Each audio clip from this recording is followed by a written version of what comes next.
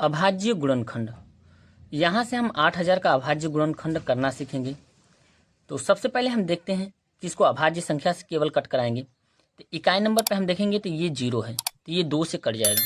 तो 2 से काटेंगे तो 8 में 2 का भाग लगाएंगे तो 2 चौको 8 और 3 जीरो को हम सेम लिख देंगे।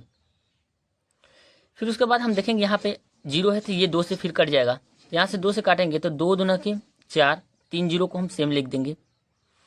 और 2000 को हम काटेंगे 2 से तो ये कटेगा 2 एक 2 यानी 1000 यहाँ पे आ जाएगा। 1000 हमारा कटेगा 2 से, तो यहाँ पे लिखेंगे 2 5 10। हमने यहाँ के 10 को काटा 2 से तो 2 5 10 और 2 जीरो को हम सेम लिखेंगे। 500 हमारा 2 से कट जाएगा, तो यहाँ से 2 से काटेंगे तो 2 दूना के 4 और फिर उसके बाद 1 बचेगा। तो 1 बचेगा तो 1 और 0 मिलके हो गया 10, 2 5 10 और यहाँ पे 0 को सेम लिख देंगे 250। अब यहाँ से 2 से काटेंगे क्योंकि यहाँ पे 0 है, तो 2 से काटेंगे तो यहाँ पे 12 दूना 24, 1 बचेगा तो 2 5 10 यानी हम यहाँ से भाग लगा के ये देखेंगे तो ये आएगा 125। तो 2 से काटेंगे तो ये जाएगा 125।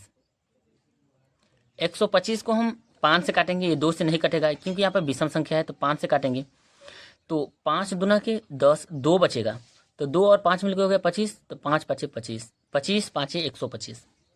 25 को 5 से काटेंगे तो 5 5 25। 5 हमारा अभाज्य संख्या है तो केवल अभाज्य संख्या से कट होगा, तो यहाँ पे 5 से कटाएंगे तो ये एक बार में चला जाएगा। तो यहाँ से हम लिखेंगे 8000 का अभाज्य गुणनखंड।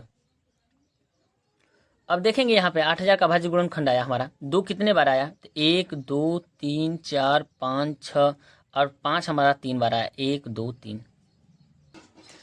अब यहाँ से देखेंगे 2 कितने बार आया तो 1 2 3 4 5 6 बार। अब 5 हमारा 3 बार आया। यदि इसको घात के रूप में लिखना चाहें तो घात के रूप में लिखेंगे। 2 6 बार आया है तो 2 के घाते हम 6 लिखेंगे। फिर उसके बाद हम देखेंगे 5 कितने बार आया है तो 3 बार, तो 5 के घाते हम लिखेंगे 3। और यही हमारा क्या हो जाएगा 8000 का अभाज्य गुणनखंड हो जाएगा। यानी 8000 का अभाज्य गुणनखंड आया 2 के घाते 6 गुणे 5 के घाते 3। तो दोस्तों यदि वीडियो पसंद आए तो वीडियो को लाइक करें और चैनल को जरूर सब्सक्राइब करें। Thank you.